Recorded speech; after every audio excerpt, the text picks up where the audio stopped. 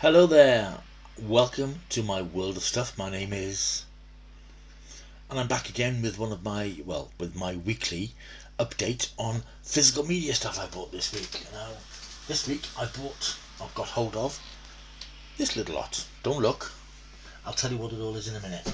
These are things that I do every week if I've got a significant haul of bits and pieces. I'm a bit of a magpie, although magpies steal, don't they?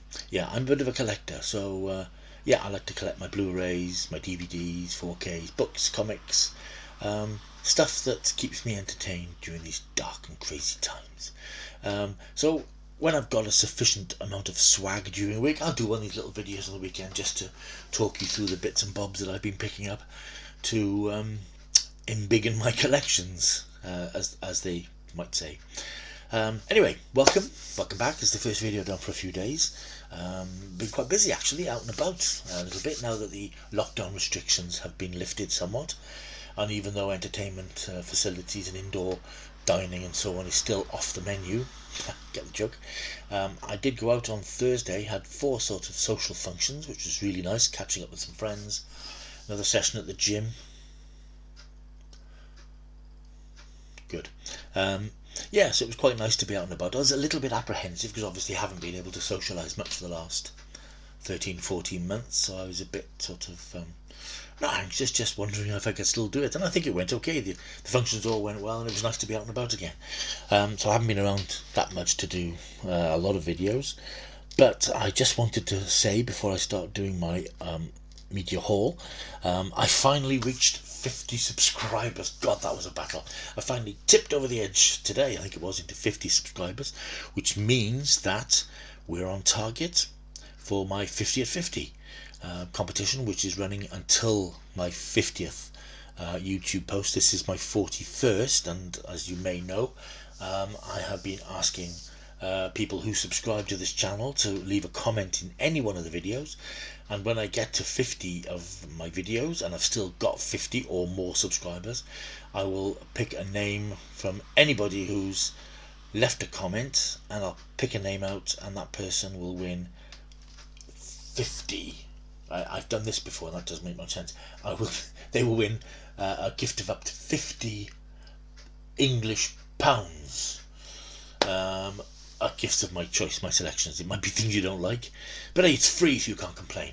And but you got to be in it to win it, as I keep saying. So although I'm at 50 subscribers now, if I get to my 50th post and a couple of you have fallen by the wayside, which can happen, then I don't know what will happen. I suppose I'll have to start again. But if you stick with me, and if we can increase the numbers a little bit more, because it would be nice to get a few more people out there, as long as I've got 50 at least subscribers when I get to post 50, someone is going to win a bumper crop of lovely prizes. So if you are interested in any of the content that I've posted and continue to post, do the like, subscribe thing. Subscribe, like, and most importantly, leave a comment, because you've got to be in it to win it. Right, on to this week's media haul. I'll just give you a quick flash again of it from a different angle. So yeah, a few Blu-rays, a couple of DVDs actually, a bit of a charity shop haul, and some very interesting comic book stuff. Anyway, the first thing I picked up, and I bought this last Sunday in my local Asda, Mr. Relic, the highly regarded British sort of horror film which came out last year, directed by Natalie Erica James, and it stars Emily Mortimer, Robin Nevin and Bella Heathcote. This is the story, well, it's described here as this year's most terrifying horror. Big words. Elderly mother Edna inexplicably vanishes. Her daughter Kay and grandmother Sam rush to their family's decaying country home when Edna returns, her behaviour is strangely volatile. I've seen this on the shelves. You might remember, if you're an attentive viewer, when I did a brief Blu-ray shopping hunt thing a couple of weeks back, this was on sale in Asda for £5. It was there for £3 last weekend, and even though it's only a DVD, I'm sure that'll suffice for a film of this quality. And I picked it up because it's got a slip cover. Although I'm not a maniac for slip covers, it is nice to have them in addition to the film itself. What's particularly nice about this slip cover, a lot of slip covers are just the actual DVD or Blu-ray cover, but just replicated in a cover. This is actually a different cover, so I think that's quite nice. I haven't got around to watching it yet, but I will be watching that shortly. It's called The Relic, and if you want a copy, hike yourself down to Asda, where it's £3. That was my first pickup. From the Zavi sale this last week, I picked up Tenet. This is Christopher Nolan's big summer blockbuster from last year. This was the film that was sort of testing the waters in terms of people's willingness to go back to the cinemas. Didn't really work out as hoped because it was too early into the pandemic. I think we'd only sort of kicked off properly in March, and this came out in July. And even though cinemas had opened again, numbers were restricted, and just people didn't flock to this film. It's very cerebral. It's quite hard work. I did enjoy it in the cinema. I haven't gone back to it since, so I'm looking forward to revisiting it and watching it at my leisure and picking up the clues and seeing how it all makes sense. This was in the Zavi sale. I think it was a 2 for $25 Blu-ray mix and match with a small selection of Blu-rays and 4Ks. Now normally I'd go for two, and I'm sure I did. I'm sure I ordered Groundhog Day on 4K. This has arrived, that hasn't. And when I look back at my orders, I can't see that that's there, so it could be that I picked this up. I think it was $15.99, so it's not enormously priced anyway, but it would have been $12.50 if I bought the second Blu-ray, the 4K, which I thought I had, but I clearly didn't. So that's Tenet on Blu-ray. Again, I'm hoping to get a look at that one again soon. You'll have seen on YouTube, if you're if you're a person who likes watching people who go on their Blu-ray hunts, and they're quite entertaining to watch. Poundland is the place that people are going to quite frequently in the UK at the moment, because they've been stocking a large selection of £2 Blu-rays. Some are reconditioned, some are new, and stocks haven't changed very much whilst they've had the same titles. And I picked up two at a local Poundland on Friday. This is, of course, the Jungle Book. This is Jon Favreau's. We call it a live-action version of Jungle Book, but the only actual live-action element is the young lad whose name I can't find at the moment. Bill Murray? That can't be right. The young lad who plays Mowgli is the only real live-action element of the film. I think the rest of it's computer generated. Saw this in cinema, really enjoyed it. I thought for £2, it's a nice one to have in the collection, and it'll be nice to have a look at it again. And that's £2 in Poundland at the Mo. This one is another Bond, For Your Eyes Only, one of the better Roger Moore Bond films. Of course, Bond, Roger Moore's era as Bond sort of slipped into self-parody towards the end. His first few films were terrific, and this was, I think, one of his last really good ones. Very pleased to pick this up on Blu-ray. Not so pleased when I got home to discover I already had it. I'd already picked it up. This is the problem with Bond. There are so many Bond films, I can't remember which ones I've got in which formats. The one I've already got has got a slip cover. This one hasn't, so I could be disposing of this one soon, somewhere or another. For Your Eyes Only, one of the better Bond films. Visited a couple of charity shops I haven't been to for a while when I was out and about on Thursday, and there are some rich pickings around at the moment. I picked up this one for £1. It's the Lone Ranger, one of the big box office flops of recent years, starring Johnny Depp and Armie Hammer, who is now persona non gratis for various reasons. This was directed by Gore Verbinski, who did the first Pirates of the Caribbean film, and this is a big bloated 2.5-hour blockbuster which flopped on its backside, to be honest. But I'm told that it's actually quite entertaining. I think possibly the Western setting isn't in vogue at the moment, certainly when this came out, which was whenever it was, 2013, quite old now, quite an old film. But apparently it's very spectacular, some great set pieces. I've seen a bit of a set piece involving a train, I think, towards the end, which looked pretty spectacular. So I can't say it's next on my list of things to watch, but I might have a look at it at some point, because I like a good rip-roaring adventure, and this looks like, despite its poor reputation and poor box office, it could be fun. I also picked this up, The Dark Knight, apparently the classic. I'm not a big fan of Dark Batman, I'll admit this. Batman to me is, well, he's this guy here. So I'm not a big fan of the whole Dark Knight ethos of Batman. I think that if you're a superhero, you have a bit of fun. And I just remember the classic Batman TV series from the 60s so well that this dark stuff never really appeals to me. I appreciate the well-crafted films, beautifully put together, of course, directed by Christopher Nolan of Tenet fame. And of course I've already got this. but it was 50p, and I can't leave a Blu-ray in a charity shop for 50p, so this could well be disposed of sooner or later at some point. A few others I picked up, odds and sods, something again they were 50p, and it seems stupid to leave them. I have no idea what this is. This is called The Protectors. Now, older viewers will remember The Protectors as the series starring Robert Vaughn and Nari Dawn Porter, which was one of Jerry Anderson's projects in the 70s. This isn't that. This is a Nordic noir series, which I imagine has been on BBC 4. Denmark is still shaken by the outrage caused in the Islamic world over the publication of Mohammed cartoon in a Danish newspaper. The protection unit of the Danish Intelligence Bureau is faced with a precarious mission when the foreign minister moves to reopen the embassy. Yeah, it's not really my cup of tea, but I know these Nordic noir things are quite popular. It's a 3-disc set. It looks very nice.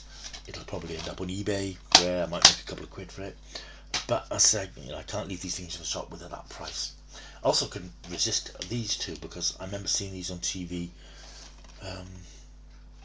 2007, 2008. One of the first things that Billy Piper did after leaving Doctor Who. 2 adaptations of Philip Pullman's lesser known stories featuring Victorian heroine Sally Lockhart. The first one was called The Ruby and the Smoke, sort of Victorian fantasy light adventure, which great cast. It's got Matt Smith, who of course became Doctor Who shortly afterwards, Robert Glenister, David Harewood, Hayley Atwell, Raymond Tickerham and Don Gillet. And the second one, the follow-up, was The Shadow in the North. I think there was a third one, but they only ever did the 2. Don't think they were huge hits, but they're handsome, lavish, sort of great BBC costume drama productions, and I did enjoy them at the time, so I will probably watch those again. I think they're about an hour each. 93 minutes actually, so they're sort of feature length. But yeah, I remember enjoying them. I don't remember a lot about them, but I know I enjoyed them at the time. And as I say, for 50p in a charity shop, it would be rude to leave them there. And the final charity shop pickup is a series again I've never seen, and I know is very good. I love The Thick of It, the British political comedy series starring Peter Capaldi that was created and written by Armando Iannucci. This is the American equivalent of that, if you like, called Veep, that stars Julia Louis-Dreyfus, who we know from Seinfeld, and of course her recent debut in the Marvel Universe when she appeared in the last couple of episodes of The Falcon and the Winter Soldier. No, I can't remember the name of the character she played. I think it was Contessa something. I think we're going to see more of her. But this is supposed to be a very good scathing sort of, basically the American version of The Thick of It. And I know it ran for about 6 or 7 series. I think Armando Iannucci left it after about 5, but apparently the quality of it never really dipped. So I will have a look at this because she's a terrific performer. As I say, I love Seinfeld, and she's appeared in Curb Your Enthusiasm and so on. And yeah, that's one I will probably dig into at some point. That's all the DVDs and Blu-rays. I bought some comic stuff as well because, as I said, I'm in that sort of comic frame of mind at the moment. From eBay, I picked up 5 more. I don't know if they're Golden Age, Silver Age, Bronze Age, whatever you Bronze Age. They're all Superman and action comics. These go back to 1974, 1975. There's 1 copy of Superman, which has the return of Crypto the Superdog, and 4 editions of Action Comics, 438, 453, 459, and 464, all from about 75. And they've got that sort of proper comic book aesthetic. As I've said before, I'm not a fan of modern comics which try too hard to be adult, and I just think comics should be able to straddle appealing to adults but they're still appealing to kids, and I think they try a little bit too hard to be adult and sophisticated, and I don't like the art either. The art unappealing, but this looks good punchy stuff. And I got these, I think they're about 13 quid. I think it's one of those buy 4 get 1 or free, or 20% off if you buy 5, so it's about 16 quid for the lot. And they're nice, they're a bit of fun. I'm not intending to build up a massive comic book collection, but in the dark times of the pandemic and stuff, I've sought solace in things that I liked when I was a kid, and I'll probably continue to do that, to be honest. So these look like they're going to be a lot of fun. But speaking of comics, my purchase of the week, and the one I'm most excited about, is this. What's this, you may say? Let me show you that. It's Captain America. This is a beautiful publication from the Folio Society, who do these sort of lavish and quite expensive editions of works of fiction. I know they've got very nice version of H.G. Wells' Time Machine has just come out, and they're quite expensive, very well put together, very beautifully printed. And I saw this, it came up on my Facebook timeline. It's a folio edition of Captain America, to celebrate presumably some anniversary or other, and it comprises a very, very large and extremely well printed book. I don't know how many pages, it's loads of pages, lovely chunky hardback, selected by Roy Thomas, some of the very best Captain America stories, going right back to 1942, the Red Skull's Deadly Revenge. This is the Captain America century. I think it's just celebrating the fact that he was one of the big heroes of the 20th century. And it has comic strips from 1954, 1964, 1966, 69, 72, right up to 2009.